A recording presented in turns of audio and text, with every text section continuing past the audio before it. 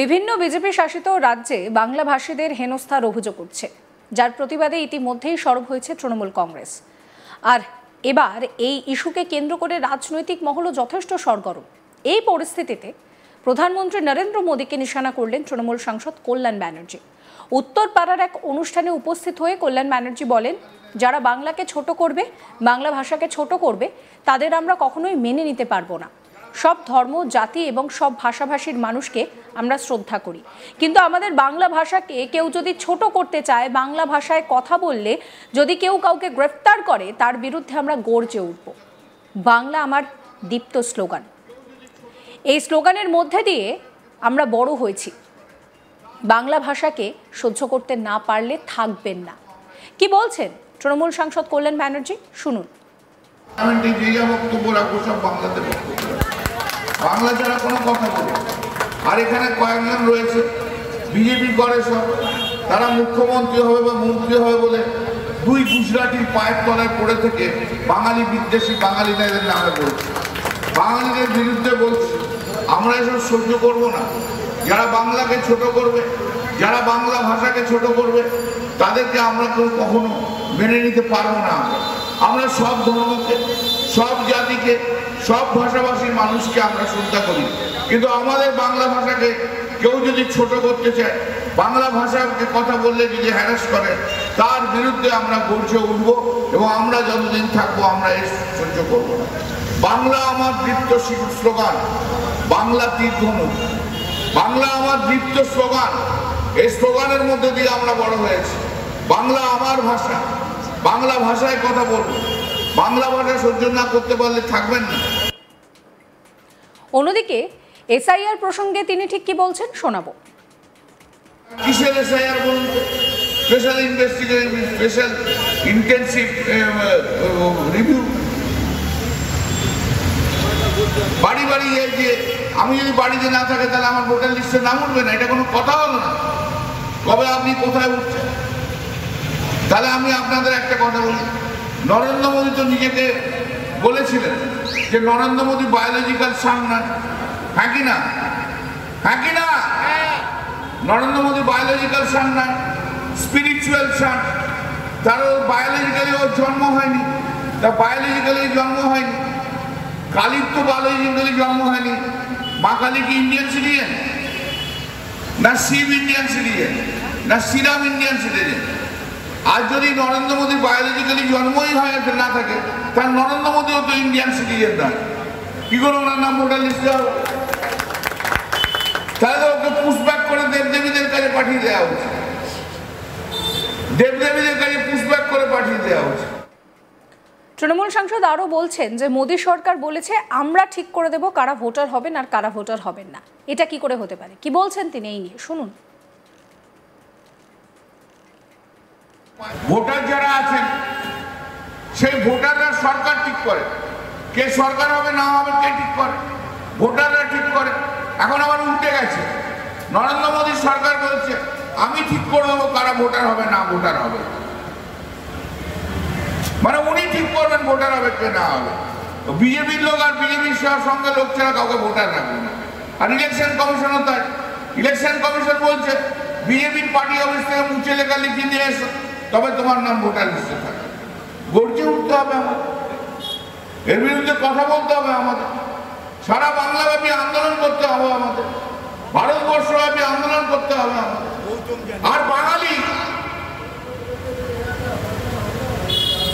যারা বাঙালিকে ছোট করতে যায় তারা জেনে রাখুন, স্বাধীনতার যুদ্ধে বাঙালি হচ্ছে 1 নম্বর জায়গায় ছিল, তারপর পাঞ্জাবি ছিল।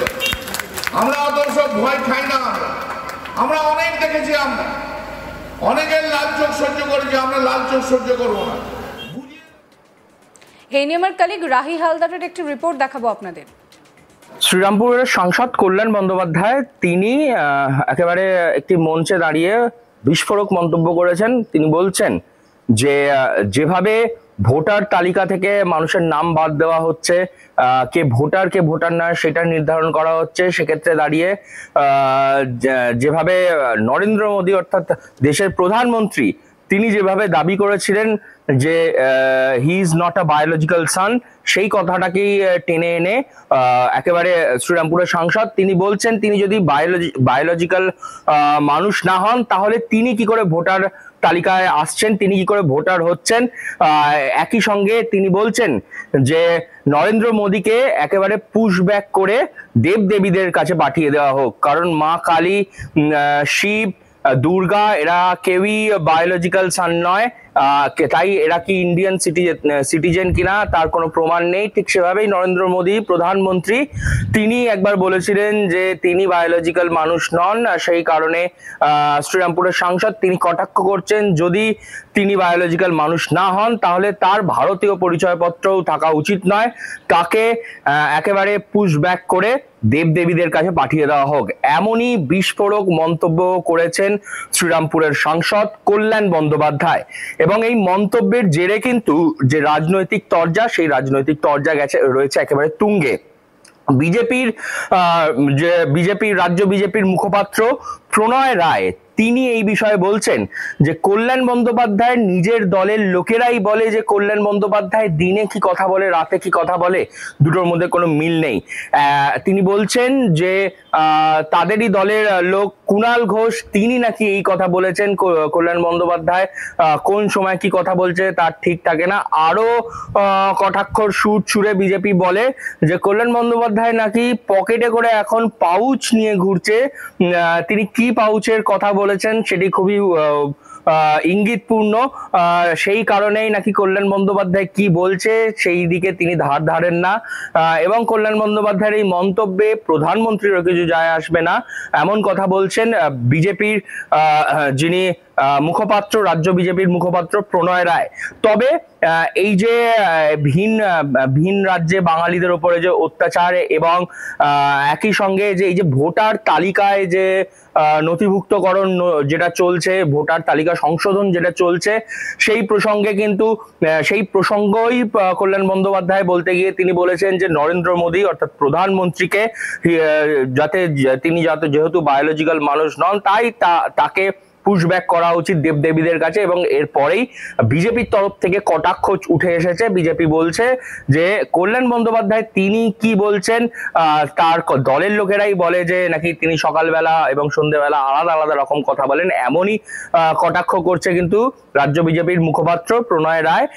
এবং বলে রাখা ভালো বিজেপি আরো কটাক্ষ করছে যে তারা বলছে যে তৃণমূল ভোটার তালিকা সংশোধন করতে চাইছে না, কারণ তৃণমূলের যে সাংসদ শ্রীরামপুর সাংসদ কল্যাণ বন্দ্যোপাধ্যায় তিনি নাকি রোহিঙ্গাদের ভোটে জিতে সাংসদ হয়েছেন, ভোটার তালিকা সংশোধন হলে সেই রোহিঙ্গা ভোট চলে যাবে, সেই ভয়তে দাঁড়িয়ে তিনি এই ধরনের এই যে ভোটার তালিকা সংশোধন যাতে না হয় তার জন্যই তৃণমূলের এত বিরোধিতা।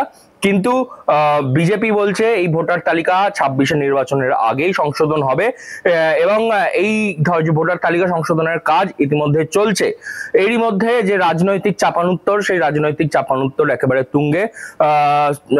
উত্তরপাড়ায় একটি রক্তদান শিবিরের মঞ্চে দাঁড়িয়েই একেবারে জনসমক্ষে নরেন্দ্র মোদী, প্রধানমন্ত্রী নরেন্দ্র মোদীকে নিয়ে ইঙ্গিতপূর্ণ মন্তব্য করেছেন কল্যাণ বন্দ্যোপাধ্যায়। ঠিক তার যে মন্তব্য, সেই মন্তব্যের কটাক্ষের ভিত্তিতেই রাজ্য বিজেপির মুখপাত্র প্রণয় রায় তিনিও তাকে কটাক্ষের সুর ছুড়েছেন। এর মধ্যে রাজনৈতিক তরজা তা একেবারে তুঙ্গে। সমস্ত খবরের আপডেটের জন্য আপনাদের নজর থাকুক আজ তাক বাংলা। চ্যানেলটিকে সাবস্ক্রাইব করবেন, নোটিফিকেশন পেতে বেল আইকনে ক্লিক করবেন, ফলো করতে ভুলবেন না আজ তাক বাংলার হোয়াটসঅ্যাপ চ্যানেলও।